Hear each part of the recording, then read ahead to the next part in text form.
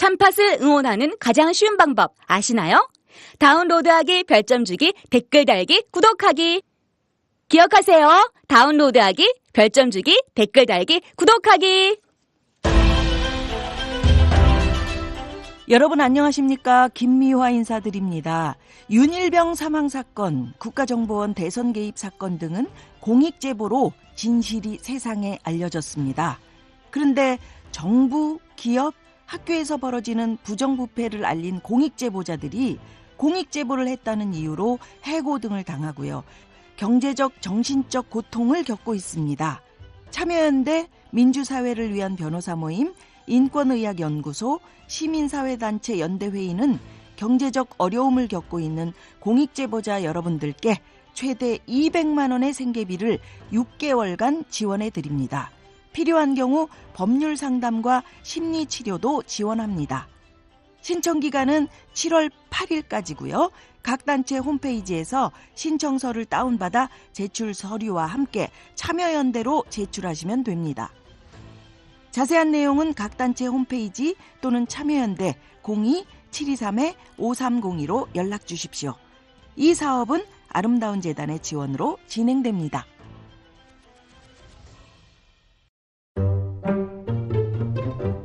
아이고, 싱크대 총장님. 이번에 싱크대는 입학금 얼마나 거두실 거예요? 입학금이요? 뭐 대충 한 100만 원 받을까요? 세면대는요? 그래요 뭐. 입학금 어디에 쓰라는 법도 없는데 대충 받던 대로 받죠 뭐. 무슨 소리 하시는 거예요? 입학금은 당연히 새내기들이 입학하는 데에만 쓰여야죠. 어머, 누구세요? 우리는 청년 참여연대. 청년 참여연대는 작년 10월에 발족한 참여연대 부설 기관입니다. 청년 참여연대는 지난 1월 전국 34개 대학의 정보공개 청구를 통해 입학금의 산정 근거가 없다는 것을 확인했습니다. 앞으로 저희는 대학이 입학금 실비만을 받을 수 있도록 활동해 나가겠습니다. 청년들의 더 나은 내일을 위해 노력하겠습니다. 참여연대는 정보 지원금을 받지 않습니다. 청년 참여연대 후원 회원이 되어주세요. 문의 02-723-4251로 지금 전화주세요. 02-723-4251 02-723-4251 띠링띠링.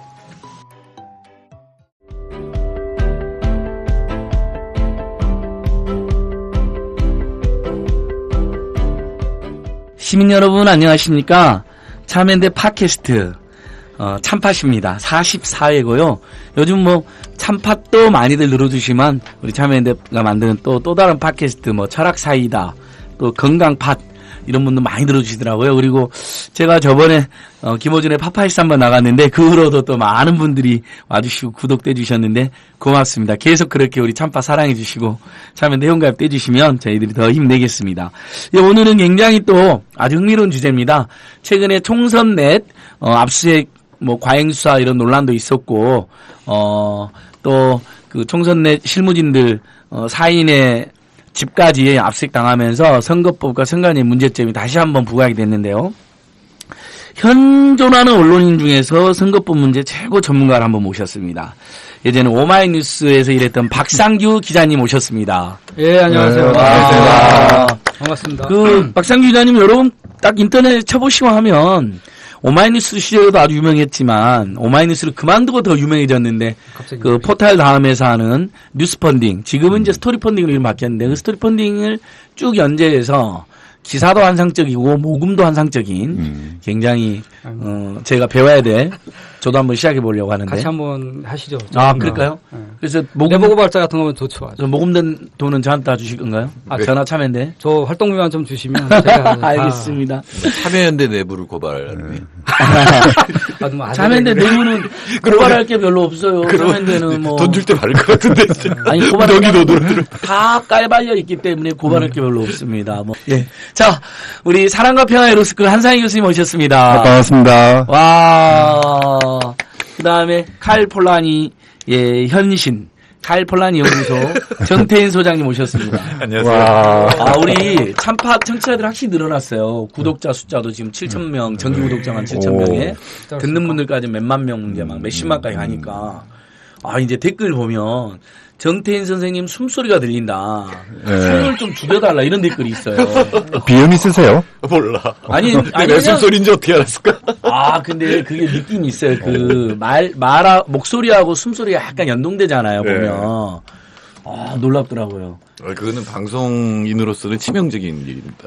갑자기 선생님- 전부 다 마이크로부터 지금 떨어지고 예. 있다. 선생님은 CBS도 진행하셔갖고, 그러니까 내가 방송 기술이 있는데 발성- 숨소리가 들렸다는 거는 아니, 그러니까 치명적인 일. 원래 팟캐스트가 조금 편한 면이 있거든요. 예, 살아있는 예. 팟캐스트가 돼서 그래요. 그리고 라디오 전문가들이 하면 TV는 눈으로 듣고 귀로 듣고 이렇게 네. 분산이 되잖아요. 감각이. 근데 라디오나 팟캐스트는 목소리로만 듣기 때문에 네. 귀로만 예민한 분들은 다 알아낸대요. 네. 그러니까 뭐 볼펜 똑딱하는 소리부터 시작해서 그래서 그 라디오 방송 가면 저도 주의를 많이 받아요.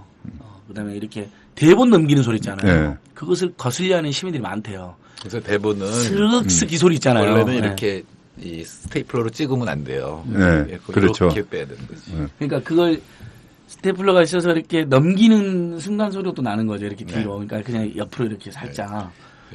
예. 박상 기자님. 아니, 근데 잠깐 정태인 선생님 그 댓글 때문에 신경 쓰지 마세요. 저는 댓글에 더 욕 많아요. 앉은 걸 말 줄여라부터 시작해서. 신경 안 쓰고 있는. 예, 그러니까 전혀 신경 씁니다. 예, 요즘 말 줄이고 있습니다.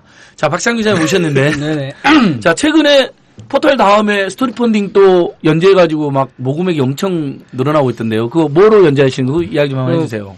먼저 짚고 넘어갈 것은 모금액은 얼마 안 됐고요. 한 500만 원 정도밖에 안 됐고. 그러니까 기사 몇 개 썼는데 500만 원, 그러니까 시민들이 후원해 주는 거 아니에요? 이 기자를 응원한다. 그렇죠. 예. 근데 제가 기존에 했던 건 뭐 6천만 원, 5천만 원 정도 찍었기 때문에. 와. 물론 돈이 중요한 건 아닙니다. 기존에 했던 것들이 그 억울하게 재판에서 유죄받은 사건을 추적해서 예, 그렇죠. 네. 그 억울함 풀어낸 스토리들이죠. 네네. 아, 그 저도 봤어요. 참 그런 거 보면 우리 사회가 정의에 대한 요구가 상당히 강한 것 같아요. 저도 좀 놀랐어요. 예. 난 지금까지 돈을 이렇게 참여연대 회원으로서 돈을 내지만 굉장히 중요한 내용 참여연대 회원이신 거죠? 당연하죠. 시민 여러분, 예, 매달 만 원씩 만 원씩은 내준 걸로 꼭 가입해 주세요. 저희들 힘듭니다. 요즘에 아주 탄압받고 굉장히 괴롭습니다. 그만합시다. 게다가 저희는 백순대 돈을 내고 있습니다. 아, 고맙습니다. 예. 어쨌든 그래가지고 그 이야기 좀 한번 해주세요. 그 다음에 옛날 뉴스 펀딩, 지금 스토리 예. 펀딩 이야기 좀 한번 해주세요. 예. 뭐 계획 없이 사실 오마이뉴스를 사표를 냈어요. 물론 이제 뭐 회사가 싫고 뭐 탄압을 받아서 그만둔 건 아니고 좀 더 자유롭게 기사를 쓰고 싶어서 새로운 길을 개척하고 싶어가지고 그럴듯하게 말씀드리면 그래서 사표를 냈는데 아주 우연찮게 그 고졸 변호사 박준영 변호사를 만났어요. 그래서 또 내가 사표 낸 걸 듣더니 잠깐 만나자 그러더라고. 그러면서 너랑 나랑 할 일 있다. 그래서 이제 본인이 갖고 있는 그 억울하게 살인 누명을 썼던 분들을 쭉 얘기하면서 이거 같이 하자 그러더라고. 계획 없었는데 하게 됐죠, 맨 처음에. 저도 좀 놀랐습니다. 아니 이게 한국의 민주주의가 웬만큼 그래도 좀 발전했는데 지금까지 어떻게 경찰과 검찰이 살인 누명을 씌우는 저도 좀 충격적이었어요. 그래서 그걸 일명 뭐 약촌오거리 살인 사건 익산 네. 그거 그리고 또 하나는 삼내 전주 삼내 사건. 삼내 사건이 진짜 충격입니다. 와, 그건 지금도 인정을 막 안 하고 있다면서요. 다 인정 안 합니다. 삼내 사건은 더 충격적인 게 뭐냐면은 지적 장애인 3명한테 살인 누명을 씌운 겁니다. 그러니까요. 근데 진범이 1년 있다가 진범이 부산에서 잡혔어요. 그러니까 다른 사건으로 잡혔는데 여죄를 추구하다가 그런 경우인데 뉴스펀딩에도 봐고 한번 저번에 한겨레 신문에도 한번 거기 나오고 그렇죠. 저도 봤어요. 와, 근데 충격적이네요. 진범이 부산에 잡혔는데 그러면 이제 진범을 체포하고 이 억울하게 들어간 친구들 다시 좀 재심해서 풀어줘야 되는데 한국 검찰은 그렇게 정의로운 사람들이 아니더라고요. 진범을 풀어주고 가짜 살인범을 계속 가둡니다. 그리고 게다가 그 가짜 억울하게 누명 쓴 3인조 3명은 지적장애인입니다. 거의 3명 중에 2명이. 그 초등학교밖에 졸업 못하고 그런 친구들한테 가난하고 또 장애가 있고 본인이 장애가 있거나 부모님이 장애가 있거나 그런 사람들한테 누명을 씌운 다음에 그냥 모른 척 해버린 거죠. 가장 약한 사람을 괴롭히는 거죠. 정말 뭐 우리 영화 7번 방의 선물에서도 보는 것처럼 그것 때문에 그러니까 그 영화도 비기트한 게 바로 그런 사회에 대한 불만과 불신 같은 것도 많이 반영한 것 같아요. 슬프기도 했고. 나중에 우리 박 기자님이랑은 그 스토리 펀딩 연재했던 것을 육성으로 한번 우리 같이 한번 연재해보면 어떨까요? 좋습니다. 한번. 참파 후회로 해가지고 그렇게 한번 우리나라에서 가장 억울한 살인 사건, 누명 사건들 해서 완전 그 전설 따라 삼천리 분위기로. 무죄 따라 삼천리 이렇게 해가지고 그러니까 그 사연들이 얼마나 구구절절하겠어요. 그렇죠.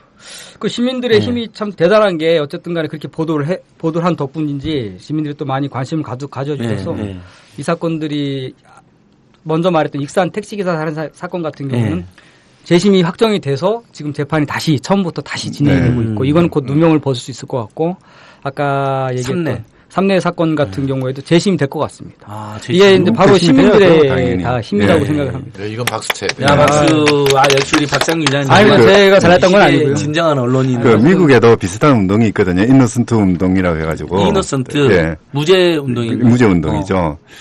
뭐 많은 사건들을 이제 새로 이제 그 수사 기법 유전자 뭐 검사 뭐 이런 새로운 수사 기법이 나오니까 옛날 그 유죄 판결을 받았던 걸 뒤집는 경우들이 많거든요. 그런데 그거는 옛날에 수사 기법의 후진성 때문에 이제 오판이 나는 건데 지금 그 우리나라 같은 경우에는 사실 그 뛰어난 수사 기법 다 가지고도 엉뚱한 그 무죄 사건을 만들어낸 거잖아요. 그렇죠, 맞습니다. 그러니까 이거는 정의도 세우고 돈도 벌고. 돈을 얼마 못 벌었습니다. 돈을 많이 5천만 원. 5천이 들어왔다, 왜?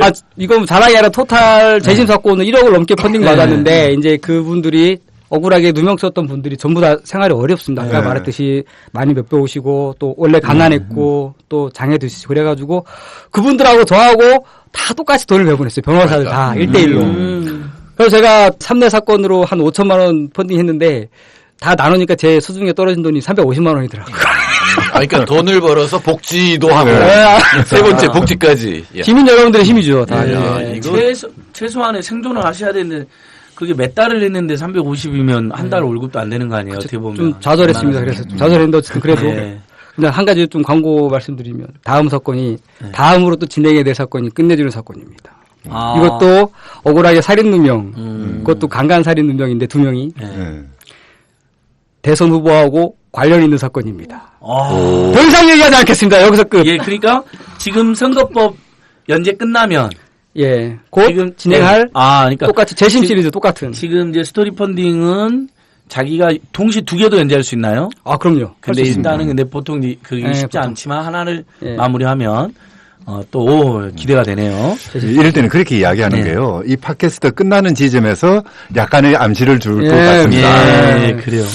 여기까지 대선 후보하고 관련이 있습니다. 너무 좋습니다. 이번 주에 누가 와서 저한테 그러는 거예요. 플라니 연구소도 운영이 어려운데 스토리 펀딩 방식으로 하는 거죠. 그러니까 지금 정의도 실현하고 돈을 벌었다고 했지만 사실은 그동안 진행비 이런 게 다 충당이 된 거잖아요. 그렇죠. 활동비죠. 활동비 충당되고 그다음에 복지까지 한 거잖아요. 그래서 그럼 플라니 연구소 연구 주제도 그런 걸 하나 잡아서 이 공익적이고 정의를 실현할 수 있고. 학자들 용역도 좀 그렇게 했으면 좋겠어요. 기업한테 또는 정부한테 용역 받아가지고 이상한 보고서 쓰는 것보다는 그 대중들한테 용역 받아서 대중을 위한 정의를 위한 보고서 쓰는 거 좋죠. 충격적인 게 서울대하고 호서대가 그래서 말이에요. 이제 환경 문제 이런 거는 이 다국적 기업까지도 돈을 대니까 그거에 사실 근데 환경 문제 같은 거는 어떻게 보면 작은 문제인데요. 법 영역에서는 이 법 하나 바뀌면은 사회 구조가 바뀌거든요. 그런데 이상한 용역들이 나가요. 재벌 대기업이 원하는 일종의 입법 연구 과제를 내주는 경우가 있죠. 이제 예를 들어서 이제 노동법 같은 경우에 이 노동법이 고용법이 되어버리는 제일 큰 요인이 그런 거거든요. 노동 사건을 고용 사건으로 바꿔가지고 용역이 더 나가고 뭐 이러다 보니까 이상한 보고서가 나오는 원래 거죠. 노동보호법인데 갑자기 고용보호법, 고용보호법으로 변질되고 노동부가 고용노동부로 바뀌고 그 과정이죠. 우리 그러니까 스토리 펀딩도 여러 주제를 나눠서 네트워크를 해서 체계적으로. 정태준 선생님 진짜 스토리 펀딩 한번 도전 한번 해보시죠 연구소에서. 왜냐하면 좀 이따 우리 끝나고 이제 특강을 노하우를. 그러니까 또 정 선생님이 필력이 아주 좋으시니까 제가 예전에 학교 다닐 때 정 선생님이 이제 다른 글이었는데 시네이식을 썼던 유토피아 디스토피아 아주 감동적게 봤습니다. 에세이를 굉장히 잘 쓰시더라고요. 그렇죠. 원래 드라마 쪽은 글을 경제를 못 쓰고 지금도 뭐 경향신문에 여러 군데 쓰신 글들이 있는데 글이 좋아가지고 방금 우리 팟캐스트 하기 전에도 그 부콘마라고 하는 아주 괜찮은 출판사 대표님 오셨잖아요. 정태현 대표 소장님 글 책 내시겠다고 거의 스토킹수로 따라다니시더라고요. 책 나오나요? 그 책은? 온 지가 한 달이 넘었는데 아직도 제가 안 보고 있어요. 그러니까 제 글을 뽑아서 이른바 마지막 퇴고 단계를 안 해주고 계시는 거죠? 전부 교열을 해서 보내주셨는데 아직도 안 하고 있어서 찾아오신 거예요. 아니 소장님 글 저 책 기다리는 분들 많아요. 이번에 꼭 내주세요. 책 내주시고 스토리 펀딩도 한국경제 어디로 가나 이런 거 쉽게 아주 해주시면 사람들이 아마 저는 네티즌이 엄청 볼 것 같아요. 그 얘기는 스토리 펀딩 얘기. 네, 여기까지. 너무 세계적으로. 스토리 펀딩은 요즘에 굉장히 주목받고 있는 네. 거니까 잠시 설명을 해봤고 저도 꼭 한번 도전해 보려고 그래요. 네, 같이 한번. 예, 박상 기자님 같이 해주셨고. 최근에 우리 박상 기자님이 진행하고 있는 것은 선거법과 선관위 문제로 8회째 나갔고 그것도 굉장히 지금 많은 분들이 보고 호응도 해주시는데 고맙습니다. 일단은 아무래도 문제의식 발달은 선거법이 너무 엉망이다 이런 건데 1회부터 8회를 뭐 아주 길게는 없지만 한번 왜 이 스토리 펀딩을 하게 됐고 1회 8회에서 이렇게 인상적인 내용들 뭐 우리 김어준 총수와 주진우 기자 이야기도 나오니까 한번 좀 앞부분에서 썰을 한번 풀어주시죠. 그 사실 그 선거법 기획을 했던 거는 굉장히 우연이었어요. 왜냐하면은 제가 주로 했던 거는 그 살인사건 아까 그런 누명 재심 사건들을 주로 썼었는데 이걸 보고 제가 뭐 생긴 거는 전혀 그렇게 생기지 않았지만 영국에 잠깐 갔다 왔어요. 영국에 작년 여름에 영국에 잠깐 이렇게 3개월 동안 있었는데 거기서 영국에서 공부하고 계시는 한국의 변호사가 연락을 했더라고. 잠깐 보자. 나도 런던에 있으니까. 런던에 3개월 있었는데 그 변호사를 만났는데 그분이 바로 박성철 변호사더라고요. 성철. 그분이 알고 봤더니 이 의미 있는 헌법소원을 여러 건 진행했고 많이 또 승소를 했고 그리고 제가 알기에는 그 리트윗을 허하라 그 책도 그분이 진행한 걸 이렇게 리트윗 허하라 그 위원도 받아낸 것도 그분으로 알고 있습니다. 근데 그분이 저를 보고 그 얘기하는 거야. 뭐냐면은 내가 지금 두진우하고 김어준 사건 하나 하고 있는데 그거 한번 하자고. 근데 뭐 어쨌든 뭐 칭찬해 준 거 오케이 했죠. 근데 그게 독사가 됐지. 그래서 다 왔는데 한국 와가지고 이걸 하자고 하는데 제가 게을러서 좀 늦게 했습니다. 물론 총선 때 딱 해야 되는데 좀 늦게 했는데. 근데 선거법 그러면 사람들이 사실 선거에 대해서 누가 당선이 될 것인가 안 될 것인가에 굉장히 관심이 많은데 이 선거법이 우리 한국의 정치 문화를 어떻게 후퇴시키고 있고 유권자의 표현의 권리와 참여의 권리를 어떻게 억압하고 있는지를 잘 모르고 있죠. 사람들이. 잘 관심도 별로 없고 누가 당선되는지 알고 있고. 그러면서 어쨌든 주진우하고 김어준 씨가 지금 현재 저한테 이렇게 얘기하더라고. 감옥 갈 수도 있다고. 이분들이. 지금 이대로 하면은 감옥 갈 수 있다. 왜냐하면은 그분들은 한국 법에 따르면은 언론인인데 한국 선거법은 언론인의 선거운동 자체를 원천은 금지하고 있다는 거예요. 이거 문제 아니냐. 진행하자. 공무원도 아닌데. 그러니까. 그래서 오케이 했는데 역시나 그 법이 좀 어렵더라고요. 저도 한참을 헤맸어요. 이렇게 한참 헤맸으니까. 헤매가지고 박성철 변호사를 로펌 지평에 로펌에 계시는 분인데 또 거기까지 가가지고 밤에 가가지고 거의 특강을 듣다시피 하면서 이 기획을 공부를 하게 된 거죠. 왜 이게 문제인 거고 왜 바뀌어야 되는지. 그래서 시작을 하게 됐습니다. 그러니까 발단은 이제 박성철 변호사 만나긴 했는데 좀 더 구체적인 배경은 우리 김어준 총수와 주진우 시사인 기자님이 선거법 위반으로 선관위에 고발을 해가지고 지금 재판을 받고 있죠. 예, 그렇습니다. 언제 이분들이 했었죠? 저도 기억이 좀 가물가물한데. 그게 뭐냐면은, 그러니까 2012년 4월 달에 총선 때, 19대 총선 때. 그러니까 지금 20대 총선이 끝났는데 19대 총선 때 그때 기소된 걸로 아직까지 해결이 안 되고 있는 겁니다. 그러니까요. 그때 무슨 일이 있었냐면은, 뭐 추억을 되돌려 보면은 우리가 그 전에 낙검수가 인기 많았지 않습니까? 그렇죠. 낙검수다 관련이 있었죠. 그렇죠. 관련이 있었죠. 그분들이 이제 하나 사례를 들면 그분들이 아니라 그 당시에 어떤 일이 있었냐면 기억나시는지 모르겠지만 혹시 쌍두노출이라고 아십니까? 쌍두노출. 박근혜 대통령이 그 당시에 대통령이 아니었죠. 총선 대선 전이었으니까 박근혜 그 당시 아마 새누리당 대표 그분이 부산에 갔죠. 손수저 후보를 같이 그 문재인 선거구에 손수저랑 후보랑 같이 썬루프 열고서는 시민한테 손을 흔들었어요, 이렇게. 그런데 무슨 법에 2명이 이렇게 올라가면 안 되게 돼 있죠. 그것도 차량을 이용해서, 차량을 이용해서 선거운동을 하면 안 되게 돼 있습니다. 선거법에 따르면 어쨌든 간에. 법은 어쨌든 그렇습니다. 그래서 이게 논란이 됐어. 사전 선거운동이고, 또 하나는 또 자동차를 이용했다. 그래서 이게 선거법 위반이라고 막 시민들이 뭐라 그랬더니, 선관위에서는 이제 선거법 위반 아니라 그랬죠. 뭐냐면은 우발적으로 벌어진 거라고. 그래서 김어준 총수가 너무 웃겨가지고 표현을 한 거죠. 그럼 우리도 우발적으로 한번 행사 한번 합시다. 우발적으로 4월 8일에 모여라. 3두 노출하겠다. 자기하고 김어준 총수하고 주진우 기자랑 그다음에 김영민 후보랑 같이 그래가지고 서울광장에 모였어요. 서울광장에서 진짜 10,000명 가까이 모였고 3두 노출했어요. 저도 막 막 박수 보내는 청중 중에 하나였어요. 난리 났었죠. 그때. 난리 났죠. 예. 그때 뭐 경찰 파악으로 5천 명이 모였습니다. 그러니까 더 많이 모였겠죠. 안진걸 파악으로는 10,000명이었어요. 아, 그렇습니다. 예, 제가 가장 정확해요. 알겠습니다. 10,000명 파악. 예. 근데 삼두로츠를 행사를 기획하고 이제 주진우 기자하고 몇몇이 예고를 했죠. 삼두로츠 행사입니다. 모여주세요. 뭐 이렇게 했죠. 그렇게 하고 행사를 했죠. 그랬더니 선관위에서 바로 선거법으로 고발을 했죠. 자, 첫 번째 뭐냐.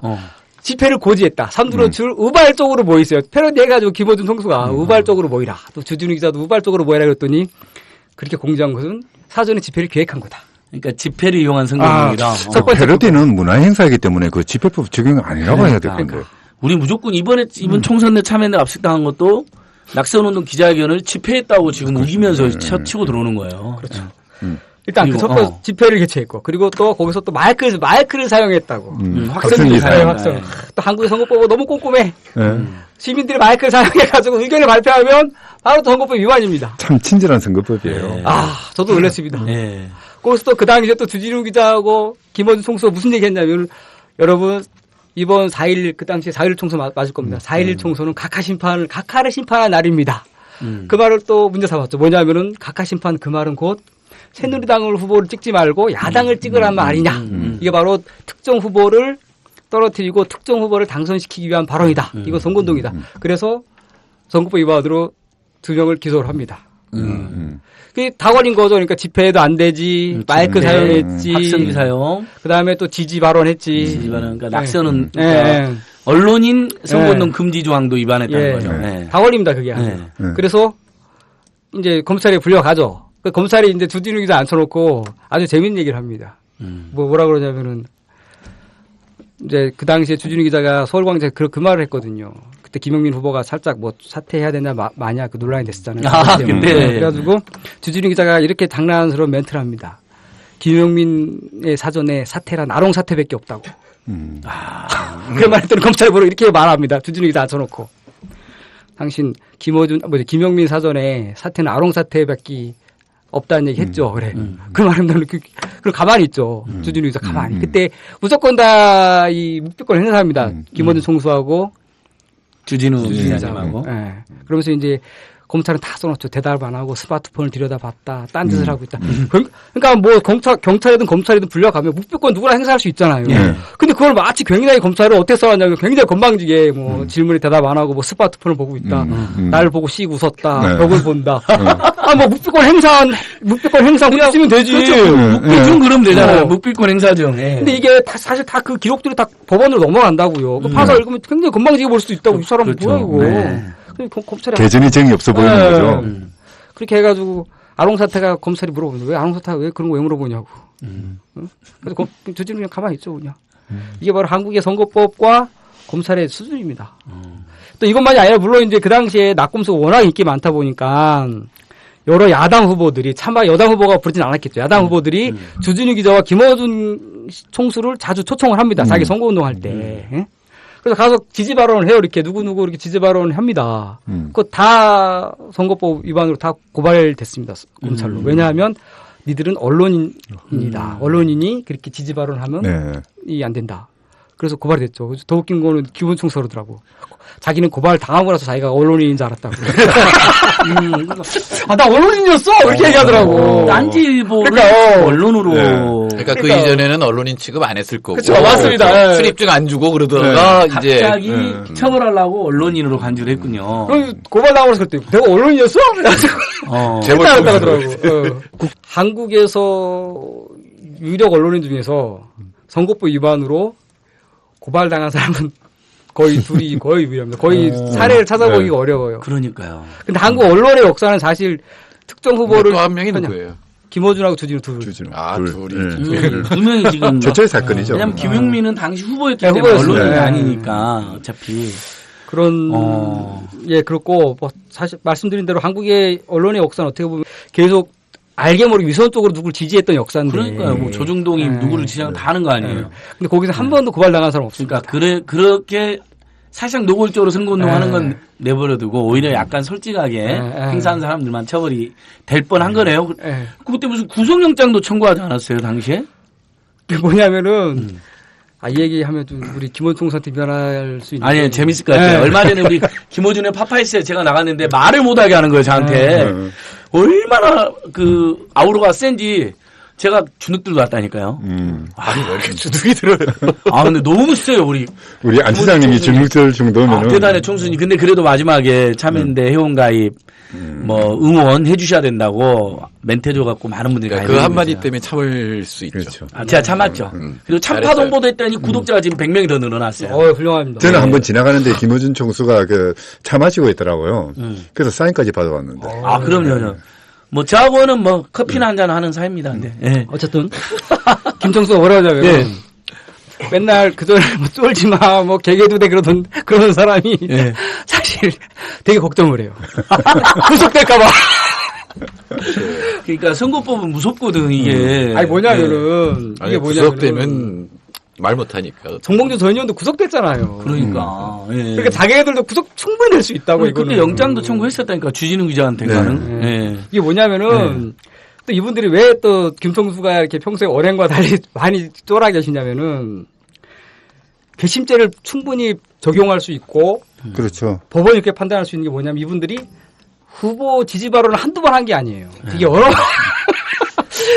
여러 야당 후보들을 지지 발언을 했어요, 이렇게. 워낙 많이 불려다니는. 일종의 상습범이죠. 그렇게 보면은 근데 또 선거원이 고발장 어떻게 나오냐면 다 사전에 이러면 하지 말라고 경고했다. 그런데도 했다라고 계속 돼 있거든요. 그러니까 너무 여러 건이니까 이거는 경고했는데 니네 이렇게 했으면 노골적으로 했으면은 충분히 이건 중형이 나올 수도 있죠.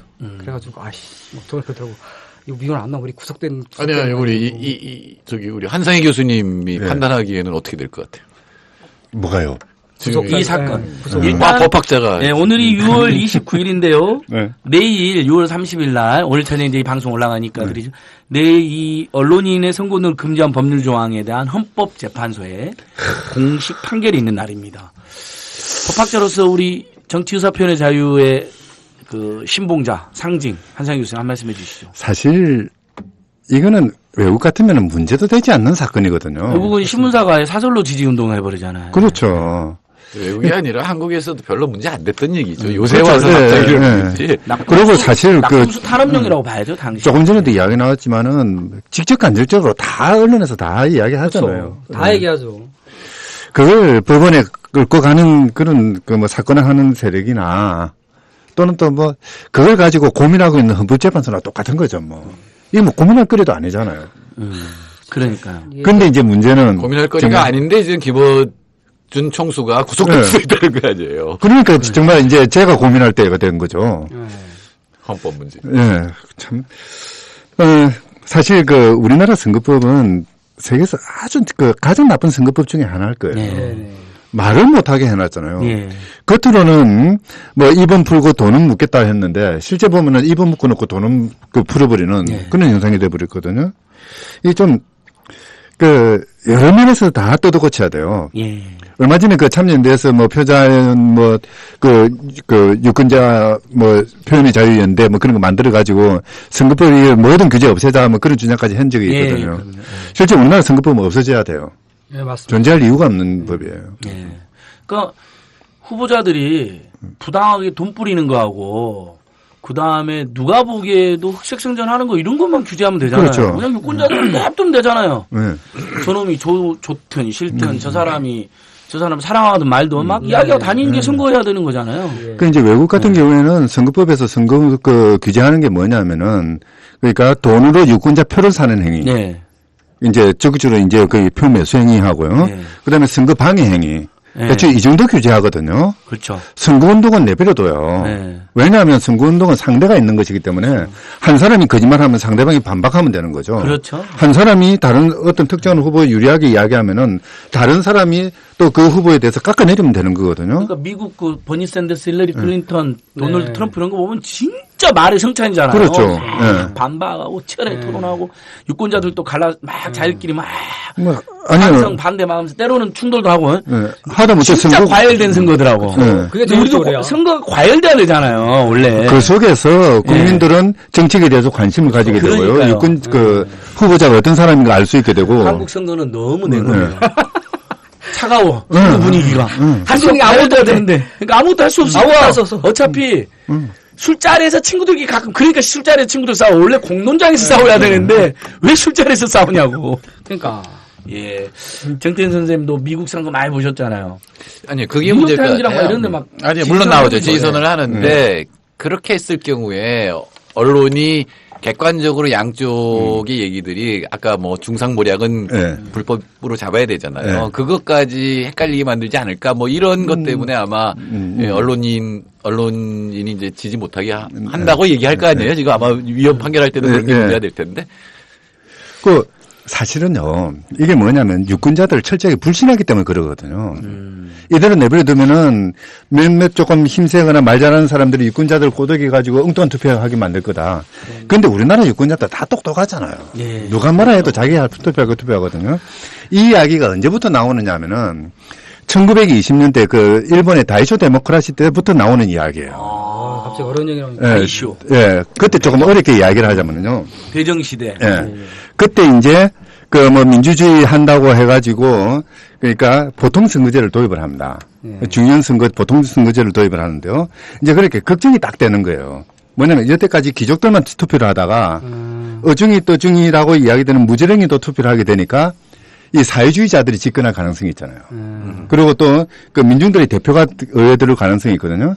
이걸 막기 위해서 두 개 법을 만듭니다. 그게 선거법하고요.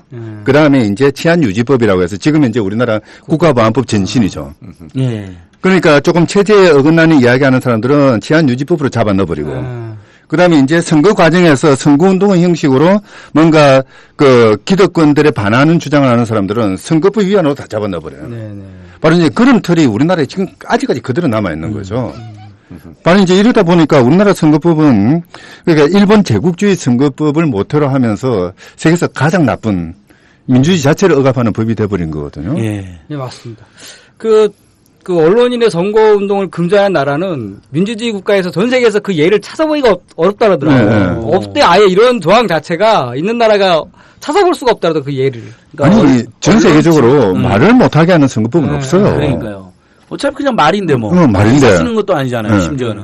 물론 이제 기사에 대해서도 심지어 허용하는 나라가 있잖아요. 사설로 아예 선거.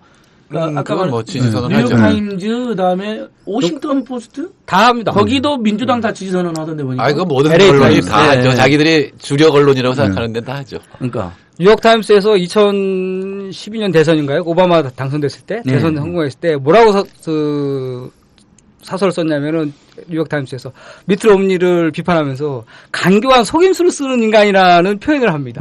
그런 거 다 용인되는 사회고. 네. 대신 기사에서는 그럼요. 공정하게 하더라도 그렇죠. 사설에서는 주장을 한다는 거죠. 그러니까 기사에서는 공정함. 그죠. 다만 사설이나 언론인 입장에서는 언론사나 언론인 입장에서는 입장을 밝힐 수 있게. 그 사실 이제 미국 같은 경우에는 조금 이제 방송하고 신문은 조금 달라요. 방송에서는 그러니까 공정성의 원칙이 철저하게 지켜지는 거고요. 그래서 신문에서는 뭐 공정성 원칙은 그렇게 많이 요구는 하지는 않죠. 그런데 이제 우리나라에서는 이제 두 개 다 공정성의 원칙을 요구를 하다 보니까 뭐 신문도 뭐 경우에 따라서는 뭐 특정한 후보 유리한 발언을 하지 못하게 한다라고 이야기하는 것까지는 그래도 어느 정도까지 인정할 수 있어요. 문제는 그 신문의 그 형태죠. 조중동 같이 시장 지배력이 큰 신문하고 요즘 이야기되는 그 인터넷 신문 같은 경우에는 그건 아무나 만들 수 있는 거거든요. 3명의 기자만 있으면 인터넷 신문이 되는 거예요. 그게 언론이 되는 거예요. 그래서 딴지일보가 언론인이라고 이야기하는 게 바로 그 때문이거든요. 3명 이상의 그 상근 직업만 있으면은 인터넷 신문이 되어서 그게 이제 언론인으로 취급을 받는 거고 이제 선거법 적용을 받는 이런 형태가 되어버리는 거죠. 이제 이런 부분은 그러니까 그 3명의 직원을 가진 언론사와 조중동이라는 거대 그 언론사를 지금 똑같이 취급하는 거예요. 국민들한테 미치는 영향 자체가 다른데 이걸 똑같이 취급하는 이런 법이 어디 있어요, 이게. 그렇죠. 그 또 하나는 문제는 또 세상이 달라졌거든요. 요즘은 언론인의 규정 자체가 페이스북이라든가 트위터라든가 블로그가 발달됐기 때문에 직업 기자가 아니지만 언론인보다 더 영향력 있는 사람들이 굉장히 많습니다. 뭐 그렇죠. 정태인 수장님도 그럴 수도 있는 거고 한 교수님도 저는 그럴 별로 수도 있는 거고. 그렇지는 않아요. 네, 어쨌든 간에 많습니다. 뭐 이회수 같은 그 작가분들 팔로워가 몇 명입니까? 트위터 대통령님인데. 근데 만약에 이회수 같은 그분은 뭐 다른 웬만한 기자보다 더 영향력 있어요, 사회적으로. 근데 그분이 만약에 누굴 지지한다. 그러면은 전혀 처벌 대상이 아니에요. 근데 단지 언론 독자 어쨌든 규모가 작고 독자가 많지 않지만 어쨌든 언론으로 역할을 하는 지방지 신문 기자가 누굴 지지했다. 그러면 처벌받을 수 있습니다. 아주 이상한 법이죠. 그래서 요즘 아이엠 피터 같은 그런 1인 미디어 같은 아이엠 피터. 그분은 진짜 대단한데요. 그분은 지난 대선 때 대놓고 문재인 후보를 지지했어요. 전혀 처벌되지 않습니다. 왜냐? 그냥 혼자니까. 근데 그분 독자가 어마어마합니다. 대단하죠. 그렇죠. 웬만한 이 기자보다 영향력 있습니다. 그러니까 이렇게 되는 거죠. 아이엠 피터가 혼자서 그렇게 특정 후보를 지지하면은 처벌을 안 받는데. 그렇죠. 직원을 2명을 고용해버리면은 그때부터는 이제 처벌을 받는 거예요. 그러니까 일단은 우리가 딱 도입부터 선거법이 얼마나 문제가 많은 거 얼마 전에 참여연대나 총선 내시 압수수색 당한 것만 해도 사람들이 아니 무슨 그런 걸로 압수수색을 해? 그게 죄가 돼? 구멍 뚫린 피켓 이른바. 우리 또 박상규 기자님이 취재를 했어요. 선관위 직원하고 통화도 하셨죠? 정말 그분 이름까지 내가 말하지 않겠는데. 그러니까 이름만 그거 한번 소개해 주세요. 그러니까 어차피 최근에 있었던 생생 사건이니까 우리 주진우 기자님하고 김어준 총수님 무죄를 염원하면서 그래도 최근 사건이니까 한번 취재했던 내용 한번 이야기해 주시면 좋을 것 같아요. 우리 참여연대 여기 안초장님 앞에 계시지만 고발 당했죠. 예. 이게 큰 사건은 아니죠. 어쨌든 간에 아마 부담될 겁니다. 지금 웃고 계시지만. 네? 검찰 불려가는 게 보통 일이 아니잖아요. 한국 사회에서. 참여연대는 도움이 돼요. 제가 계속 드리죠. 아예 선생님. 구속영장 청구한다는 소리도 있어요. 지금 이게 마지막 방송이 될 수도 있어요. 비장함을 가지셔야 돼서 제가 너무 웃기는 캐릭터라고 다들 너무 웃기만 하시는 것 같아요.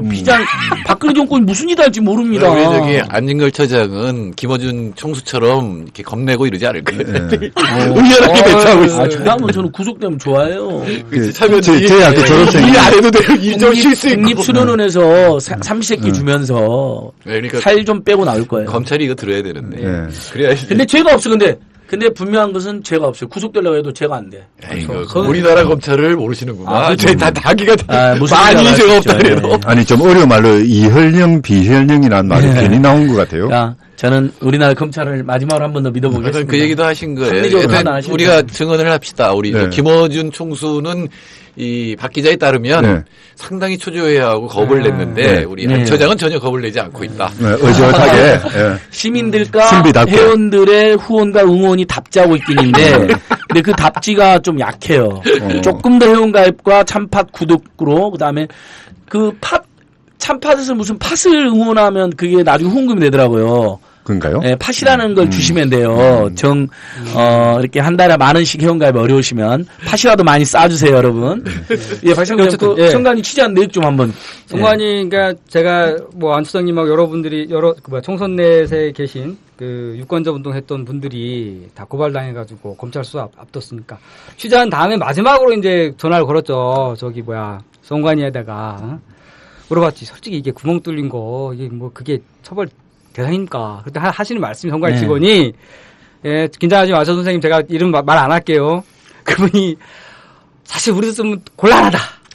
우리도 좀 안타깝고 답답한 면이 있다.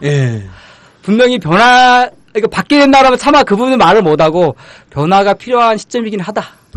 우리도 이 단속하고 지도 감독하는 우리도 답답하고 너무 짜증날 때가 있다. 그러면서 내가 물어봤지. 그러면 이 구멍 뚫린 피켓 들었다고 그게 무슨 선거법 위반이고 그게 고발 사유입니까? 그랬더니 또 책임을 떠넘겨. 그건 검찰에서 알아서 판단하겠죠. 근데 이번에 압수수색 할 때 검찰은 또 그랬죠. 왜 압수수색 했냐 했더니 선관위에서 고발해서 했다고. 그렇죠. 완전히 서로 책임 떠넘기 하고 있는 거예요. 지금. 아주 웃긴 사건입니다. 그러니까 종합해 보니까 선관위는 사실 고발까지 하고 싶지는 않았던 것 같아요. 왜냐하면 경고도 없었거든요. 보통 선거 사건 아까 낙검수사 할 때도 경고를 보내주거든요. 고발할 정도 같으면은 사실은 자기들이 직무유기를 한 거죠. 그럼요. 왜냐하면 경고 주의하게 돼 있거든요. 그렇죠. 선관위가 계속 현장을 주시하면서 근데 한 번도 경고 주의가 없었으니까. 막판에 어디선가 아무튼 압력이 들어온 것 같아요. 왜 걔들 구멍 뚫린 피켓 심심한데 감사원에 감사 청구를 한번 해볼까요? 선관위에 대해서? 네, 선관위 보고.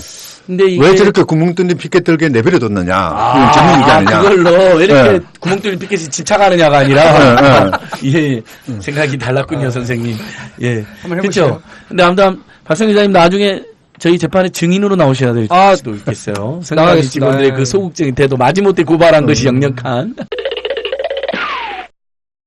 1회부터 1회가 처음에 이제 김어준 주진우 기자님이 황당하게 기소된 사건. 네네. 그다음에 8회까지 연재했는데 8회가 구멍 뚫린 피켓으로 저희 안진거리라는 참여했는데 총선 내시 고발된 사건을 이렇게 쭉 다루면서 자, 박성 기자 뭐 한국 선거법 어떻게 해야 돼요? 이렇게 한번 또 여기서 한번 썰 한번 풀어주십시오.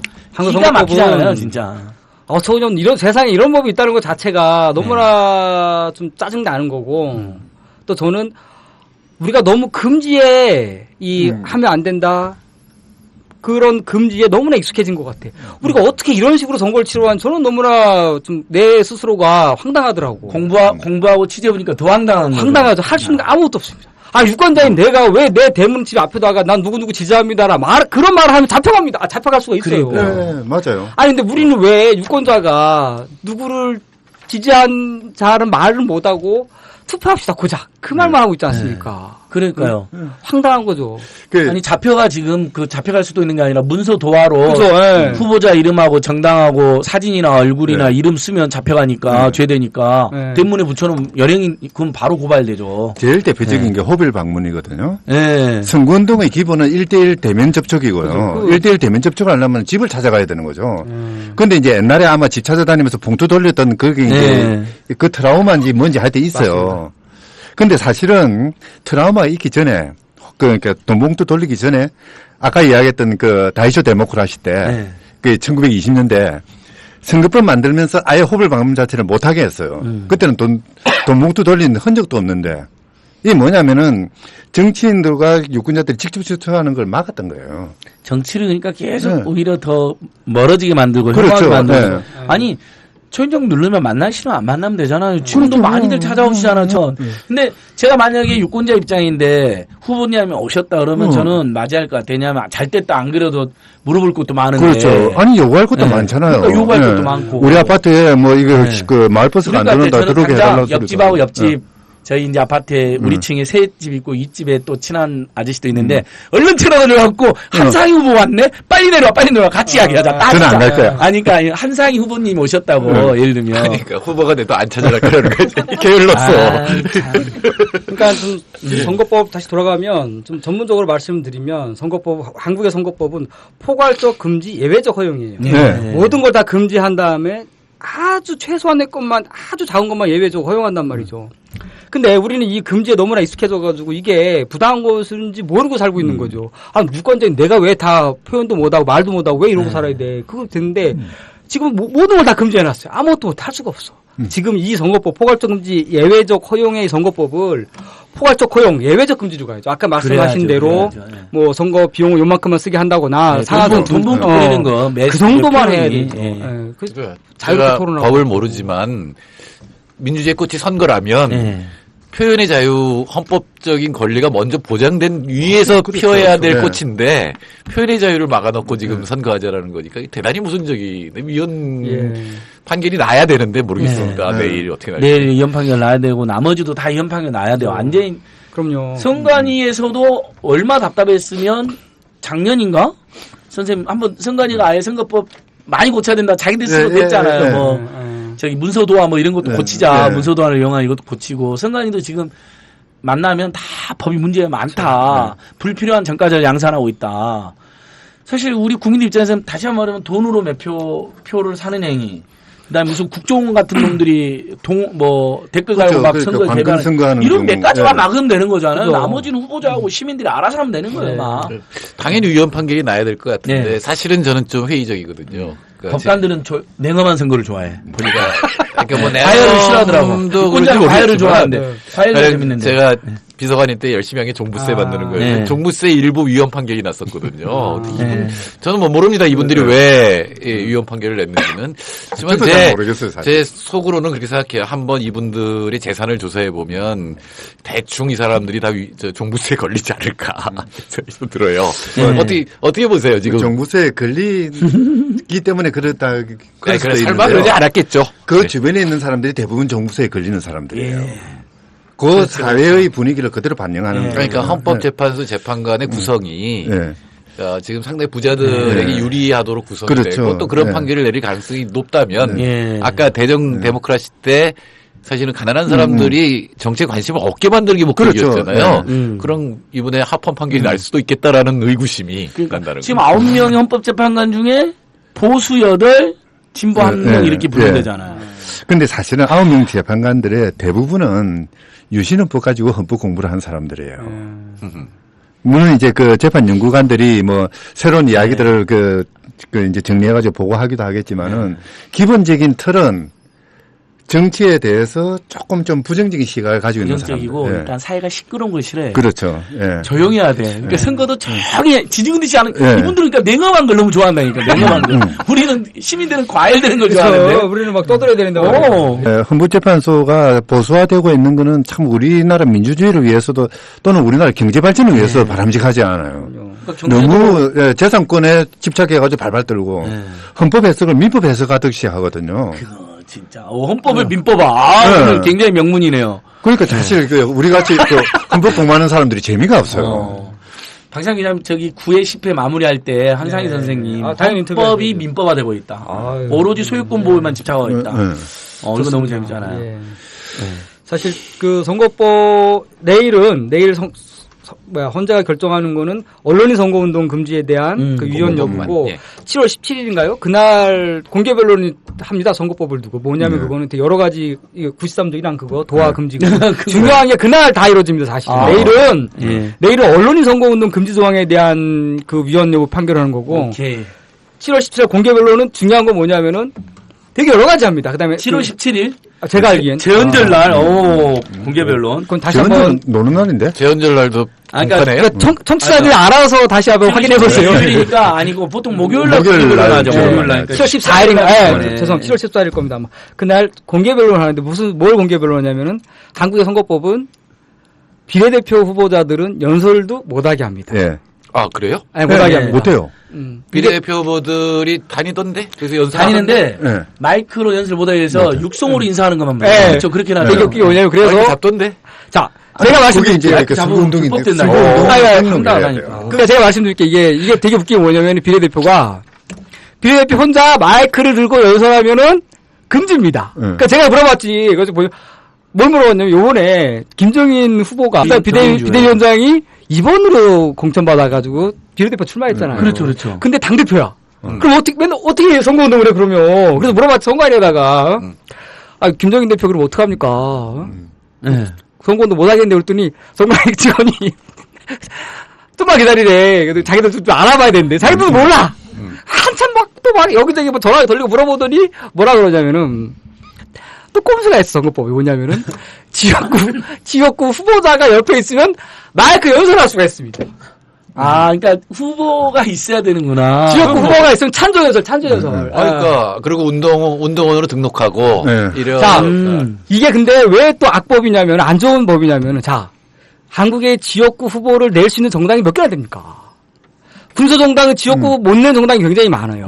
자, 녹색당 경우를 봅시다. 지역구 후보 지난 이번에 총선 때 몇 명이나 됐습니까? 몇 명 못 냈죠. 3분인가 밖에 못 냈어요. 그리고 그분들은 다른 비례대표 후보들은 하승수 대표님, 그러니까 하승수 연설을 못 합니다. 그분 지역 후보가 없어. 그러면은 하승수 후보는 종로였고 그 비례 1번 유명한 그 우리 이계삼 선생님이었잖아요. 못 합니다, 연설. 그러면은 항상 지역구 후보가 있어야지만 연설할 수 있는 거예요. 그러니까 200개 중에 3명을 냈으면 197개에서는 연설 못 하는 거죠. 근데 민주당은 200개 지역구 다 냈으면 다 연설할 수 있는 건데, 김정인 대표는. 그래서 이번에 이 조항의 피해 본사이 누구예요? 박근혜 대통령의 여동생이죠. 박근영.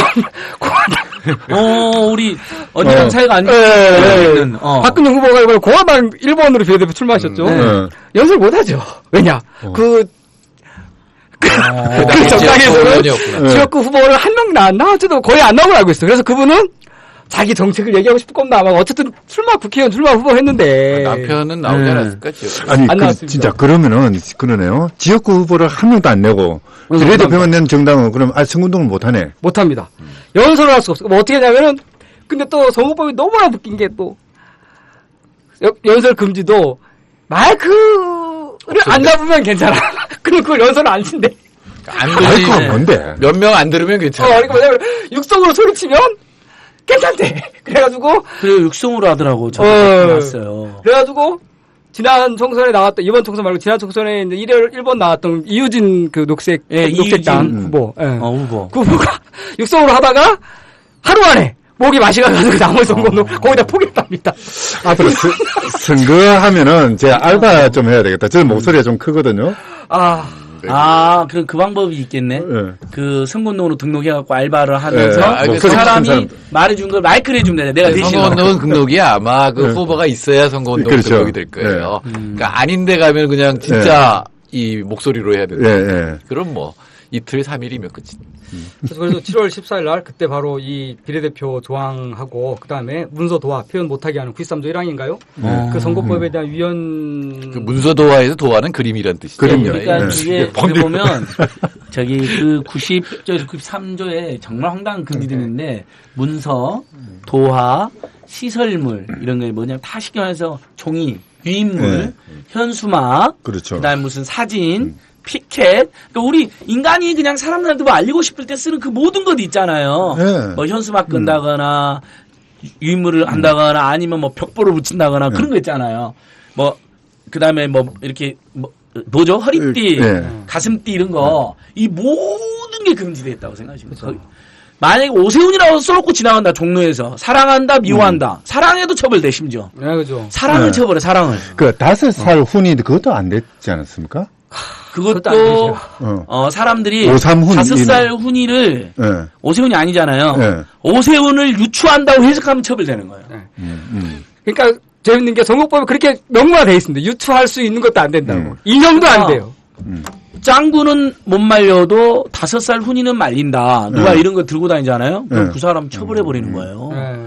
그 5살 훈이는 말릴 수 있다. 이걸 사실 오세훈이로 읽는 사람이 얼마나 있겠어요. 그러니까 오세훈을 많이 연구한. 아니 또 좀 읽으면 어때요? 그러니까 그래 또 읽으면 어찌 사람들이 아니 그때 그 피켓 보고 오세훈을 좋아했던 사람이 갑자기 생각을 바꾸나요? 그러지도 않잖아요. 그러니까요. 참. 야 우리 막상 기자님 이야기하니까 재밌습니다. 그다음에 또 선거법. 이거에 가장 내가 봤을 때 저는 이제 선거법 이건 웃긴 얘기 아닌데 참 슬픈 얘기인데. 그러니까요. 그 용산 참사 유가족들.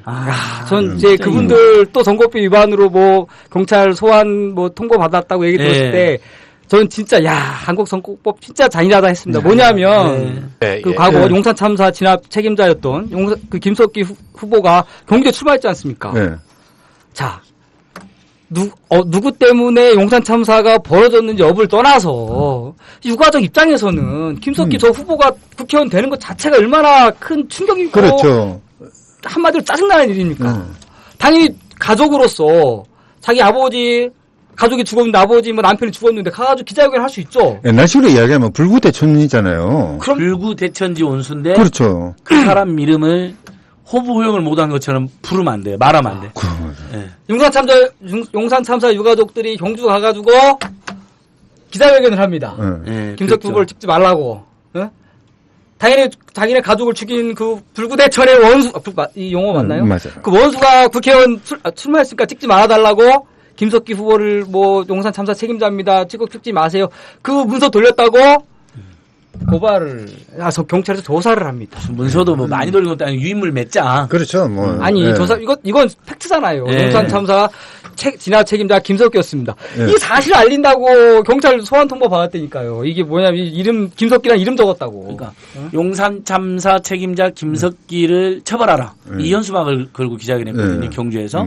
이분들 경주 선관위가 고발해갖고 지금 다 조사받고 계세요. 줄줄이 조사받고 계세요. 네, 맞아요. 경주 선관위에서. 결국은 그 후보에 대한 모든 사실을 공표하는 게 위반인 그렇죠. 거죠. 일 어쩜 좋습니까? 헌법학자로서 아주 그냥 자괴감이 크시겠어요. 아니 그래서 우리나라 공직선거법 이거는 폐지돼야 된다고 맨날 이야기하고 다니거든요. 그러니까요. 근데 아무도 안 들어줘요. 대표적으로 집시법, 선거법, 국가보안법 3개를 폐지한 다음에 그 다음에 혹시 문제가 되는 거 있으면 아주 일부만 행정처에 신고를 하게 한다든지 뭐 형법의 조항으로도 처벌할 수 있는 게 많잖아요. 그렇죠. 이렇게 하면 되잖아요. 아니 아주 부분적으로 규정을 하는 건지. 근데 이제 선거라는 거는 사실 뭐 어떻게 보면은 일종의 카니발이거든요. 일종의 야자 타임이죠. 야자타임식 그렇죠. 축제예요. 때로는 저 권력자한테 네. 오랜만에 큰 소리도 치고 네, 그러니까 내가 유권자야 하면서 4년 동안 그 굽신거리면서 지내다가 하루 이제 그 주인이 되는 날이잖아요. 루소식으로 이야기를 하자면은. 그렇죠. 그러면은 욕도 하고 경우에 따라서는 비난도 하고 얼마든지 그렇게 해야 돼요. 그 속에서 이제 카타르시스도 하고 그런 과정에서 무엇이 올바른 건지 생각도 할 수 있게 되잖아요. 이거는 못하게 막아놨어요. 여전히 지금 우리나라가 민주화됐다지만 아직도 우리나라는 건주의 체제예요. 그 부분에서는. 그럼 국민들이 정치에 참여하기 못하게 막아놓은 거죠. 우리 민주주의에 대한 조예가 매우 깊은 우리 정태인 소장님께서도 그런 생각이 드네요. 그러니까 선거만 살아있고 나머지는 전부 민주주의가 아니라고 해서 지금 간접 민주주의, 대민주주의 문제로 삼는데 우리나라는 그 선거마저도 사실은 그렇죠. 말을 막아놓고 지금 선거를 하는 거니까 대의민주주의 자체도 지금 안 돼 있게 돼 있다라는 생각이 드네요. 그러니까 루소식의 말로도 단 하루만 주인이 된다. 내내 나머지는 노예다. 근데 단 하루도 주인이 안 되는 게 그렇죠. 사실 선거하기도 굉장히 어려워요. 투표소도 여전히 적고 이번에 진선미원이 낸 자료 보니까 2층, 3층에 투표소를 많이 설치해는 아직도. 그러니까 그러면 장애인들이라든지 이런 분들 그렇게 이야기를 해도 여전히 그래요. 예, 그다음에 투표율 홍보 같은 것도 여전히 부족하고요. 그다음에 대학생들이 사전 투표 설치해달라면 설표 안 해주고 왜 동사무소 하나당 하나씩만 한다는 거예요. 동마도 뭐 아니 투표를 올리고 축제하려면 사람들이 많이 모여 있는 데는 엄격한 관리를 설치하면 되잖아요. 다 9시까지 하고 가. 아 그리고 그렇죠. 당일도 6시, 7시까지 일하는 분들 많거든요. 근데 8시까지, 9시까지 연장하면 그걸 연장을 안 해주잖아요, 세상에. 그러니까. 투표하지 말라는 거예요. 아니, 공무원들 맨날 초과수당 받아가는데 좀 더 주면 어때요? 그러니까 단 하루도 주인이 안 된다니까, 선생님. 루소는 단 하루라도 주인이 된다 그랬는데 우리는 단 하루도 주인이 못 되고 있어요. 사실 그 헌법재판소는 초기부터요, 판결을 하면서 뭐 실질적 국민 주권이니 뭐 그런 이야기들 많이 했거든요. 국민들이 진정으로 주인이 되는 그런 체제를 만들어야 된다. 원론에서는 그러죠. 근데 꼭 강론에 가면 삐끄러져요. 국민들을 통치 대상으로만 보고 그러거든요. 이번 내일 내려지는 판결은 저는 뭐 언론의 공정성 이야기하는 거 그까지는 괜찮다고 봐요. 다만 그렇다 하더라도 내일 판결은 최소한 아무리 양보를 해도 그냥 한정위원 정도는 나와야 된다고 생각해요. 그러니까 시장 지배적인 언론사에 대해서는 공정성을 강조할 필요가 있죠, 당연히. 워낙 국민들한테 미치는 영향이 크니까. 근데 인터넷 언론은, 인터넷이라는 거는 헌법재판소도 그렇습니다. 가장 경제적이고 돈이 들지 않는 모든 사람들이 접근 가능한 그런 표현의 공간이라고 그랬거든요. 그런 공간에서는 자유롭게 정치적인 의견을 이야기할 수 있도록 해줘야 되죠. 그래서 인터넷 언론이나 군소 조그만한 언론사에 대해서는 이 정치적 표현의 자유를 적극적으로 보장하는 그런 판결을 내려야 될 것 같아요. 예. 정치적 하나 따지겠어요. 뭐요? 아니 그럼 민주주의가 그나마 꼽히던 DJ 노무현 시대 이 선거법 왜 못 고쳤어요? 글쎄요.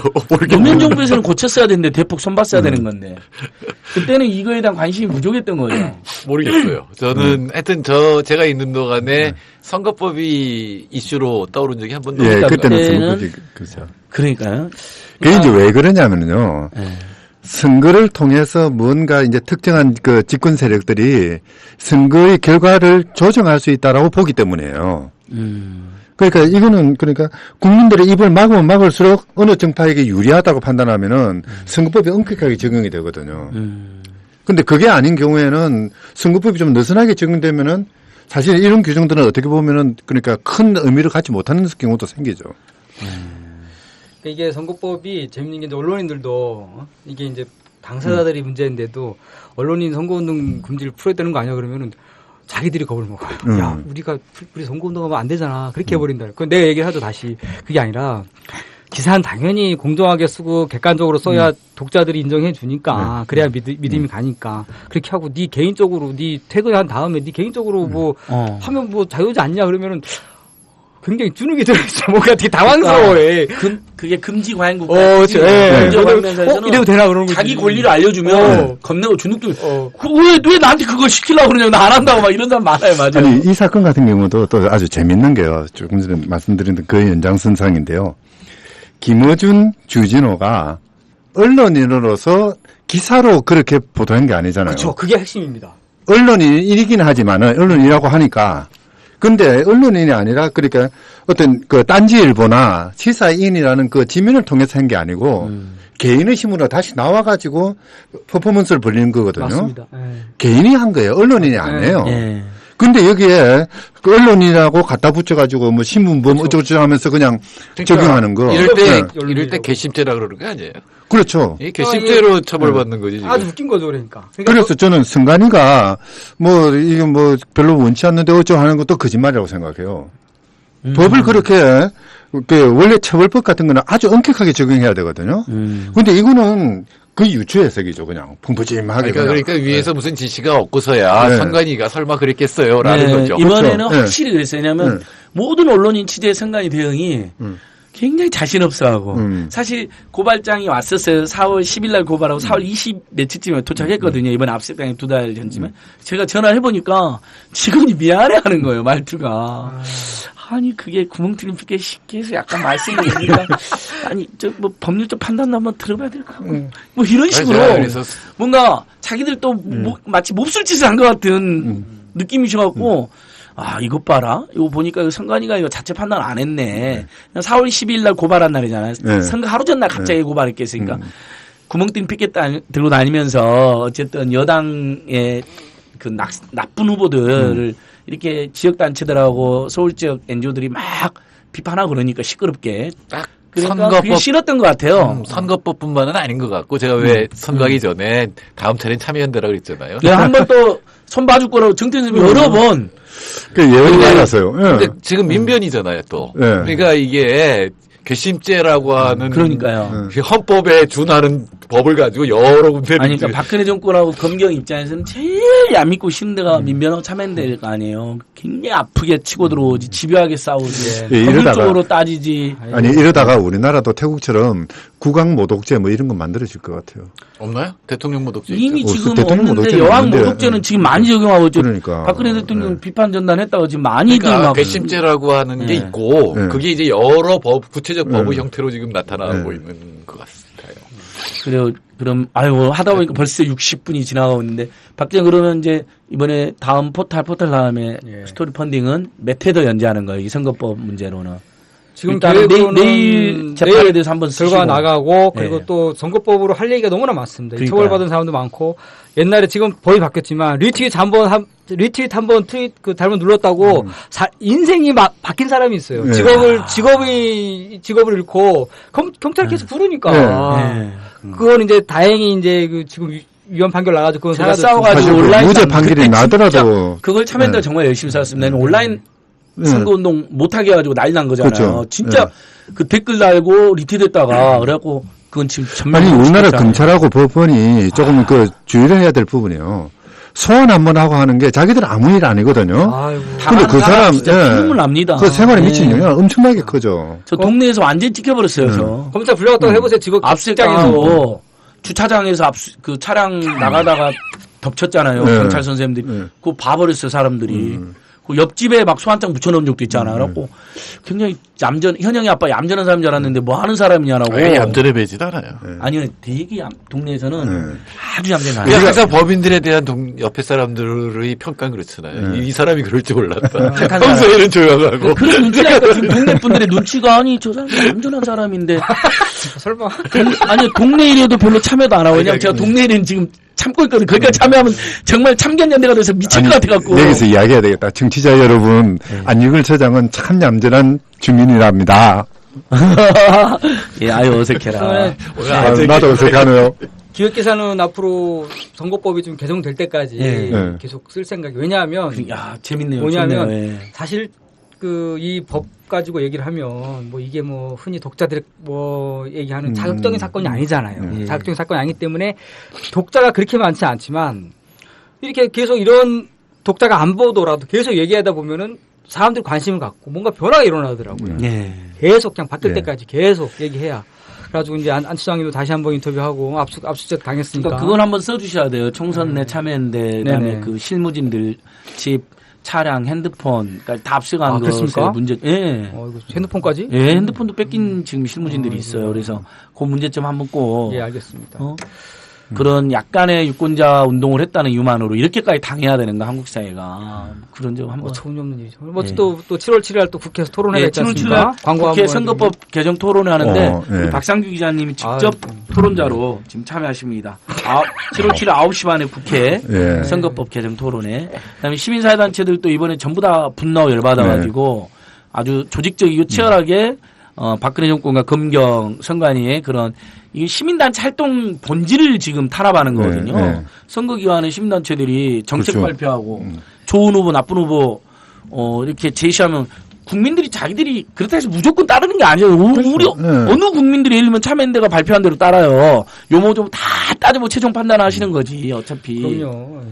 참 어처구니가 진짜. 어처구니가 없는 아니 얘기 근데 아니죠. 한편으로는 좀 진짜 창피하기도 하네요. 헌법학자 입장에서는 이거는 헌법학자들이 들고 일어나야 될 문제거든요. 헌법 자체를 부정하고 있는 거거든요. 그럼요. 이 시민 표현의 자유를 완전히 억압하고 있는데. 근데 참 지금 자괴감이 드는 게 우리 헌법학계에서는 이런 부분에 대해서 문제 제기를 안 해요. 네, 저도 뭐 사과의 말씀을 드려야 되는 게, 그러니까 이번 총선의 가장 큰 패배자는 박근혜 대통령이거든요. 예. 그래서 저는 그 전에 제가 참여연대가 당할 거라 그랬는데 조용하길래 그래도 좀 졌으니까 좀 참나보다 했더니 참여연대에 이어서 민변까지 하는 걸 보면. 물론 완전히 뭐 없애버린다 이건 아닐 테지만 하여튼 괴롭히겠다 이런 것까지는 확실히 있어요. 분풀이하고 예, 선봐주겠다는 건 확실히 있어요. 예. 특히 참여연대는 청와대 바로 300m 앞에서 사사건건 계속 저희가 이른바 본인 느끼기에는 사사건건 시비를 걸고 대든다고 느끼겠죠. 그러면 재벌특혜 한다면 재벌특혜 하지 마라. 규제 안 하면 규제 안 하면 못한다. 안국동 있을 때도 미웠는데 더 가까이 와가지고 지금 괴롭히니까. 세월호 그렇죠. 가족들이 농성하는데 세월호 가족들 부담스러운데 저 가족들 뭐 하냐고 감시하면 참여연대 와서 씻고 가고 화장실 여기는 또 집세를 올릴 수가 없어. 계속 이렇게 돼 건물주야. 건물주라서 집세 올려서 나가기도 못해. 참여연대가 건물주가 아니라 시민이 건물주이고 시민이 건물주가 아니, 그러니까 자꾸 지금 참여연대 대상으로 해서 손배소문 제기하고 그러잖아요. 예, 국가가 이 건물 뺏어가려고. 에 대해서 손해배상 청구서 몇 억짜리 걸어놨어요. 시민 여러분, 저희도 웃으면서 하지만 보통 일이 아닙니다. 다음 내년 대선에서 반드시 정권 개최돼야 되겠지만 그 전에라도 이런 주요 NGO들 이렇게 탄압받는 거 용납하시면 안 됩니다. 그러면 한국 민주주의 말살되는 겁니다. 예. 우리 표현의 자유를 억압하는 거에 대해서 우리는 진짜 심각한 문제의식을 가져야 됩니다. 그러니까 만약에 이렇게 유력한 시민단체들이 짓밟히는데 일반 시민들은 얼마나 함부로 하겠습니까? 그럼요. 저희도 계속 연대에 싸우긴 했지만 실제로 박근혜 대통령 비판하는 전단 뿌렸다고 구속되신 분 있잖아요. 제가 같이 변론도 하고. 아니 무죄 판결 났잖아요. 그러니까요. 결국 그렇게 되는 겁니다. 죄가 없는 사람을 주는 거예요. 선생님. 그냥 딱 줘서 예를 들면 유치장에 며칠이라도 살려버리는 거예요. 그러면 사람들이 동네가 확 주눅이 들어요. 친구들도. 동거리 가는 분은 6개월인가 구속돼 네, 있었잖아요. 그러니까 그건 6개월. 그리고 심지어는 친한 친구들도 뭐라 하냐면요. 야, 그러니까 좀 살살해라. 그러니까 오히려 피해자를 힐러내요. 야, 살살해라 그랬잖아. 구속보다 더 나쁜 건 벌금 때리는 거는. 거기다 벌금. 네, 진짜 그래요. 이럴 때 시민 여러분, 참여연대, 회원가입, 민변, 오마이뉴스, 프레시안 이런 데 많이 도와주셨는데 박상 기자님 뭐라고요? 참여연대 회원가입. 참여연대 회원이시죠? 당연하죠. 예, 월급 10만 원 자동이체. 고맙습니다.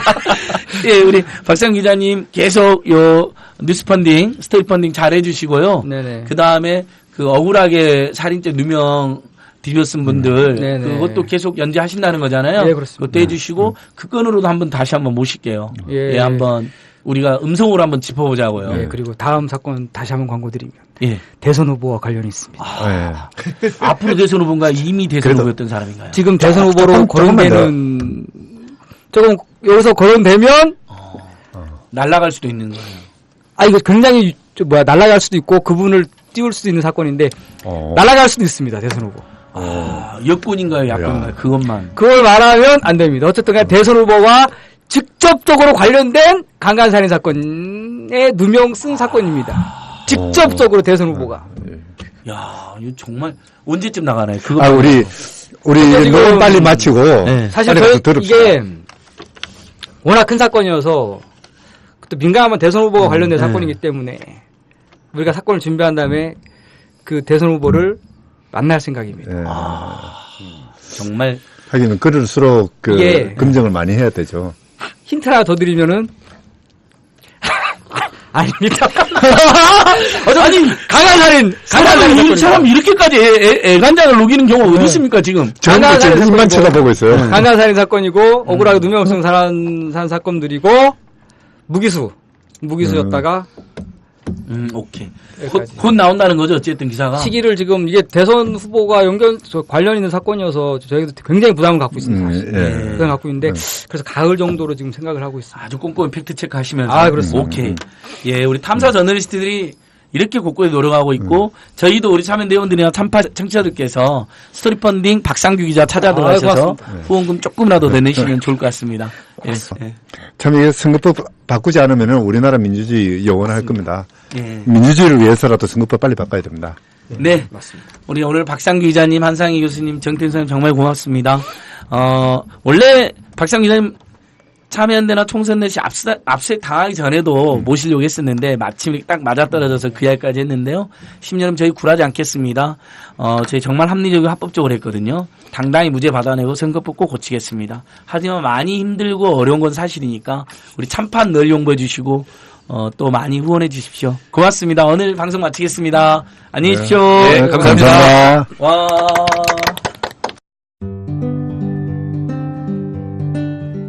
안녕하세요. 아카데미 느티나무 강좌를 7년째 듣고 있는 70살 넘은 할머니 정애자예요. 저에게 아카데미 느티나무는 새로운 배움터입니다. 배움을 통해 행동하는 시민의 발걸음에 동참하고 있다는 것이 뿌듯하답니다. 즐거움과 나눔, 웃음과 실천이 있는 배움의 공간, 아카데미 느티나무에서 뵐 수 있기를 기대합니다. 참, 아카데미 느티나무는 참여연대 부설 시민교육기관입니다.